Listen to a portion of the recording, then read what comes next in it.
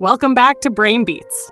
Today we're talking about the Florida Panther, a big cat that's running out of room to roam. Right now, there are only about 200 left in the wild, mostly in South Florida's forests and swamps. That's just 5% of their original range. Not great. What makes them special? They're a subspecies of the North American cougar, rocking a crooked tail and a little cowlick on their back, nature's version of a bad haircut. But they're apex predators, keeping ecosystems in check by controlling prey populations. Their biggest threat? Cars. Every year, dozens of panthers are hit by vehicles, making roadkill one of the top causes of death. In 2024 alone, at least 30 panthers died this way.